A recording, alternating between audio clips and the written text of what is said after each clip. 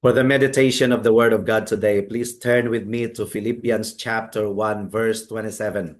Once again, Philippians chapter 1, verse 27, and the text says, "Only let your manner of life be worthy of the gospel of Christ."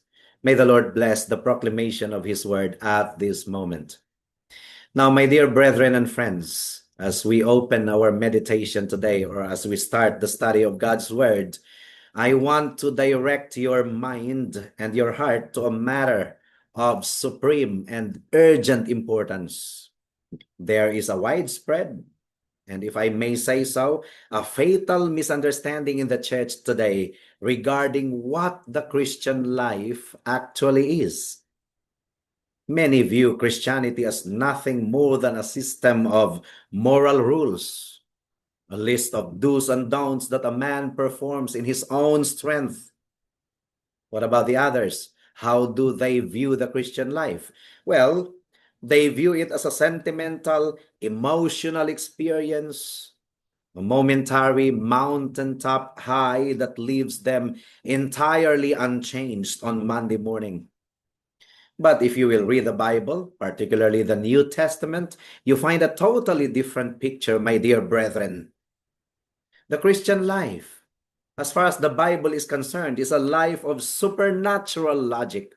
It is a life of a man or woman who has been entirely revolutionized from the inside out by the power of the Holy Spirit. It is what we call the doctrine of regeneration.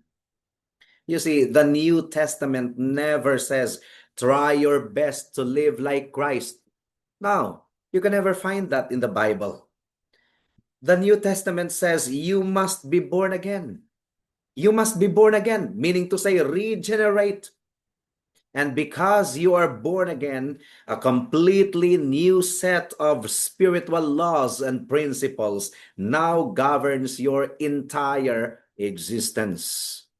And so let us look at this life not through the lens of human psychology or modern shortcuts, but through the timeless, sovereign principles laid down in the Holy Scripture. And if we are to live a life worthy of the gospel, we must understand three fundamental principles of our existence on this side of glory. And these three fundamental principles will be the focus of our meditation at this moment. What are these three principles? The first one is the principle of struggling with remaining sin. The second one is the principle of the means of grace. And the third one, the principle of earthly vocation. May the Lord help us as we go on in our meditation of His Word today. But let us first commit these things to God in prayer. Let us pray. Oh, dear Heavenly Father, thank you so much for this opportunity once again that you have given us to meditate upon your Word at this moment. And we pray that you will open our hearts and our minds so that we will be able to grasp entirely the three basic principles of Christian living. And we ask that you will also use this message in order to reach out more souls, that they may come to know the Lord Jesus Christ as their Lord and Savior in their lives. And this we pray in Jesus' name. Amen and amen. First principle, the principle of struggling with remaining sin. And my dear friend, this is really self-explanatory. And this is really relatable if you are a true Christian. We want to erase all forms of denial here concerning the reality of the believer's struggle with remaining sin. And this is the first principle that we must confront. And it is one that often perplexes young Christian. And this is the principle of a lifelong, I say once again, a lifelong intense warfare with remaining sin. You see, the moment a man is regenerated, he is delivered from the penalty of sin, yes, and he is delivered from the dominion of sin, thankfully, praise be to God. Sin is no longer his master, and that is true for all believers in the Lord Jesus Christ. But my dear brethren, the Christian is not yet delivered from the presence of sin. And I should say that if you are a believer in the Lord Jesus Christ, you are not yet delivered from the presence of sin. There is still a civil war raging within your members, within my members. And the Apostle Paul cries out in Romans chapter 7. It says, "For I do not do the good I want, but the evil I do not want is what I keep on doing." Sounds relatable, my dear brethren. The Apostle Paul is our good company because our struggle was his struggle before. And the great Puritan John Owen, if you are familiar with his work entitled The Mortification of Sin, he laid down a law that every true believer must memorize. And what is his law? Be killing sin or it will be killing you. And I suppose this is the most popular among the quotes from John Owen. Be killing sin or it will be killing you. Now, let me give you an illustration. Imagine a country where a great war has been fought and the rightful king has won a decisive victory. The rebel dictator has been overthrown and executed, and the war is officially over. And yet, up in the mountains and deep in the jungles, there are still pockets of desperate, defeated rebel soldiers. Well, they no longer rule the capital. They no longer control the laws of the land, but they are still capable of launching sudden, violent, and devastating guerrilla attacks. I hope that you get this illustration. And that is exactly like remaining sin in the believer, in your life and in my life. Sin has been dethroned by Christ at Calvary. Thankfully, that's the truth.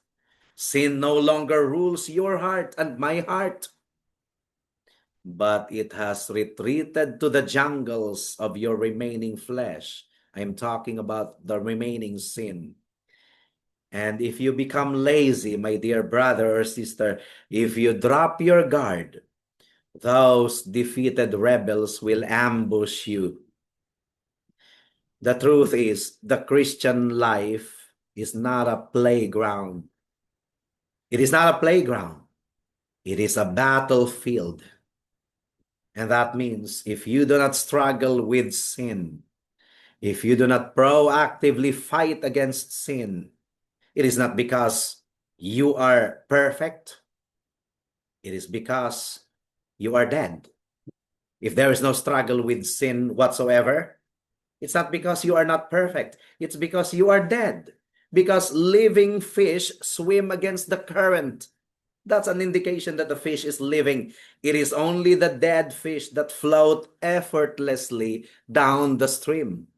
And this is really a warning and an alarm at the same time. If there is no struggle with sin whatsoever, it could be that you are spiritually dead. It could be that you are not yet in the Lord Jesus Christ. So that's the first principle of Christian living, the principle of struggling with remaining sin. The second principle is this, the principle of the means of grace. Now, I trust that you are familiar with the phrase means of grace. This is the second principle of Christian living. If we are in a warfare, the question, my dear brethren, is how are we going to survive? How are we to grow in our Christian life? And this brings us to this very important principle, the principle of the means of grace. And God, in His infinite wisdom, has not left us to fight this battle in our own energy. Thanks be to God. Our Lord has provided definite, objective channels through which the Holy Spirit pours spiritual strength, wisdom, and power into our souls. And what are these means? What are these channels, my dear friends? They are the preaching and reading of the Word, corporate and private prayer, the fellowship of the saints, and the holy ordinances of baptism and the Lord's Supper. These are God's ordained means that should serve as a channel for the outpouring of His grace upon us. Charles Spurgeon, the Prince of Preachers, spoke of the absolute necessity of feeding upon the Word. He says, "Leave not your chamber in the morning without reading a portion of the Word. A man who goes into battle without his armor is a fool. A Christian who goes into the day without the Word is no less foolish." And I couldn't agree less. This is definitely true, my dear friends. This is definitely true. It is really a must that we open our Bibles daily and meditate upon the Word of God. Now, consider a deep sea diver, and I believe this is a very common illustration. A deep sea diver plunging into the dark, crashing depths of the ocean. And down there, entirely dark, down there, in the ocean, the environment is entirely hostile to human life. There's no oxygen. The pressure is immense. Now, the question is, how does the diver survive and do his work? You know, how does he survive? He survives because he is connected by a lifeline to a pump on the ship far above, which constantly supplies him with fresh air from another world, because the ocean below is another world. It is a world that is hostile to ordinary breathing and ordinary living. And my dear friends, this world is hostile. It is a hostile spiritual environment. The atmosphere of this world is toxic to your soul. I hope you view this world like this. The only way you can breathe, walk, and stand on this side of glory is by keeping your lifeline open to the throne of God through the means of grace. And that means if you neglect your prayer closet, if you absent yourself from the preaching of God's word on the Lord's day, you are pinching the oxygen line and you will suffocate spiritually. You cannot live the Christian life on yesterday's breath. Oh no. You need a daily, fresh supply of the Spirit through His appointed means. God has provided us the means. We just have to employ those means daily. And it's not optional. It is not optional. It is a must.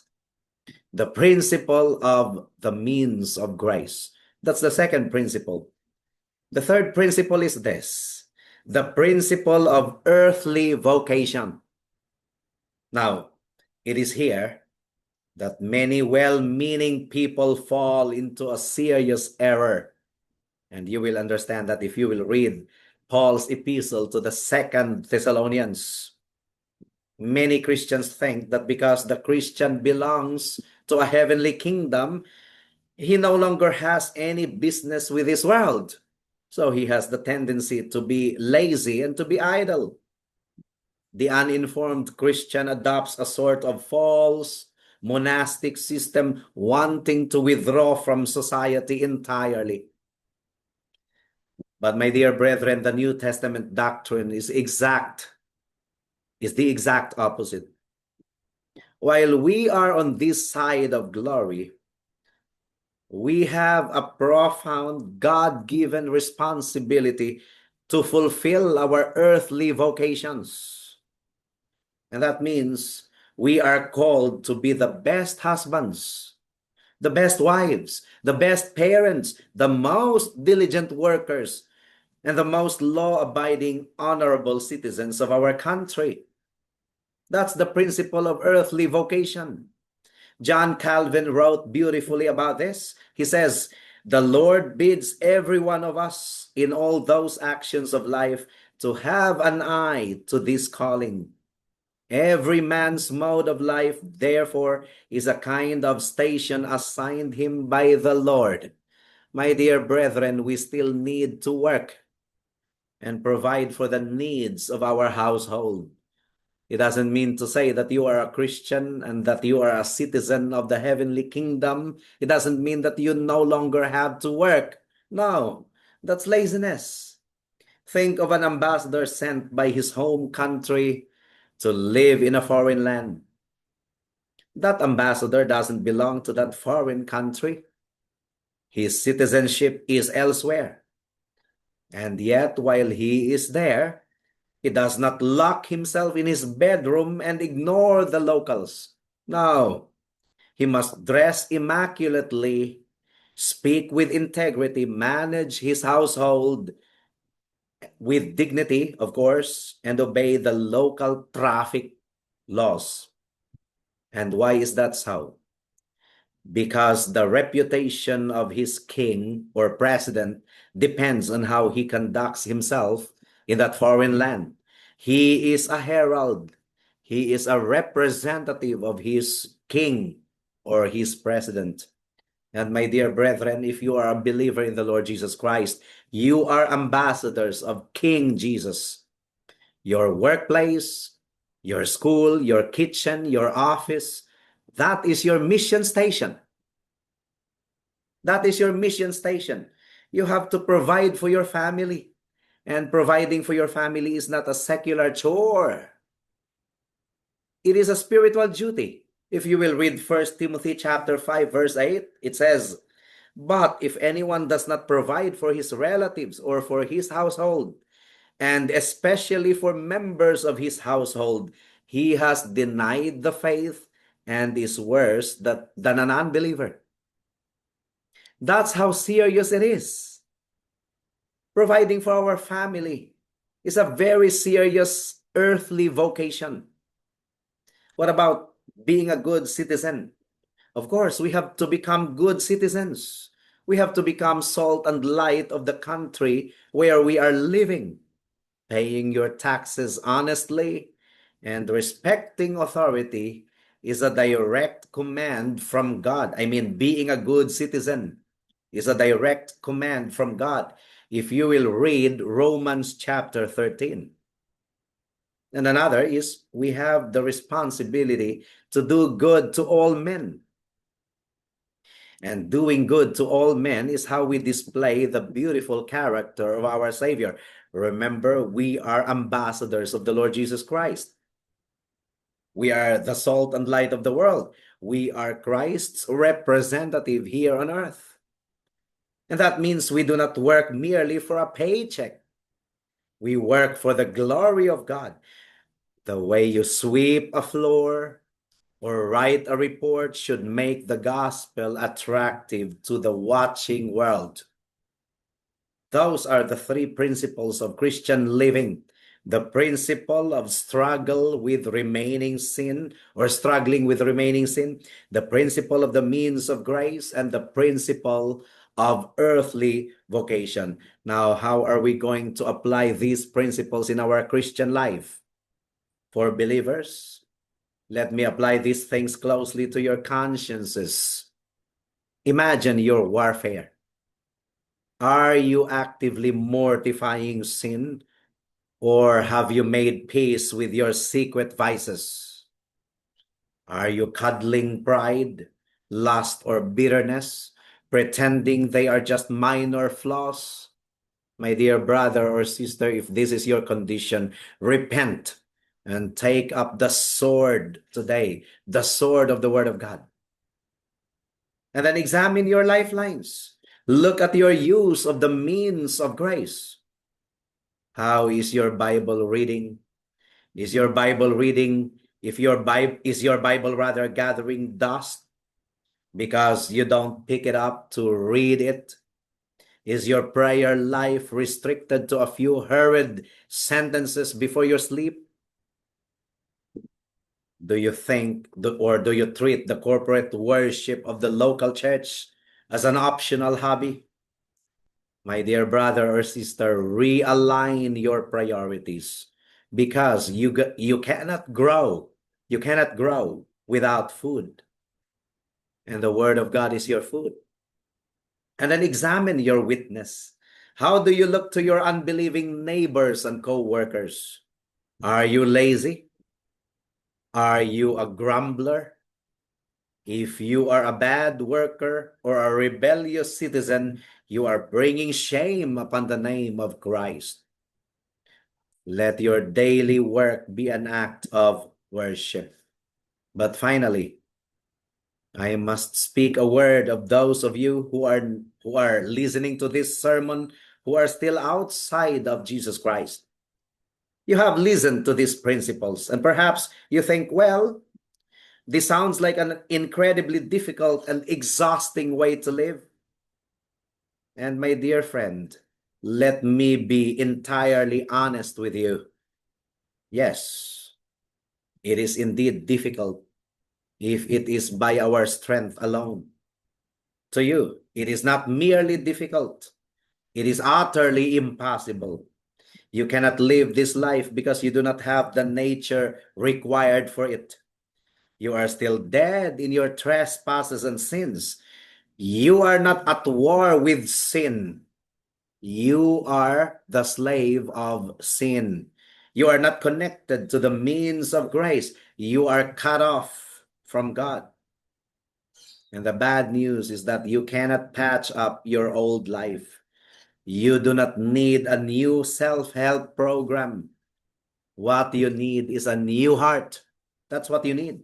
The law of God condemns you, and the wrath of God abides upon you because of your rebellion against your Creator. But I point you today to Jesus Christ, the Son of God. He lived the only perfectly righteous life. He died on a cruel cross to bear the devastating wrath of God that your sins deserve. And he rose again from the dead, victorious over sin, death, and hell. The gospel command to you today, my dear friend, is simple, very simple, and it is urgent, and it is absolute.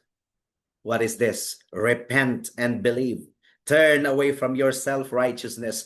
Turn away from your love of sin and cast your helpless soul entirely upon the mercy of Jesus Christ. Cry out to him to save you and to give you the Holy Spirit and to make you a new creation. If you do, the Lord Jesus Christ will receive you. He will pardon you, and he will place your feet upon this grand supernatural highway of holiness that leads straight to glory. Now do so right now, for tomorrow may be too late. Let us pray. Oh, dear Heavenly Father, thank you so much for your word, and thank you for reminding us that the Christian life is a life of constant and intense warfare.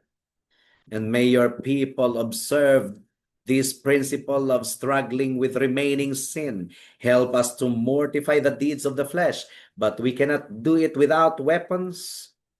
And that's why you have provided us the means of grace. Help us to be diligent in attending to these means of grace. And we pray, dear Lord, that you will help us to fulfill our earthly vocations, that the name of Jesus Christ may not be put to shame by our laziness and idleness. And we pray that all of our friends who are listening to this sermon will really come to see their real need before you.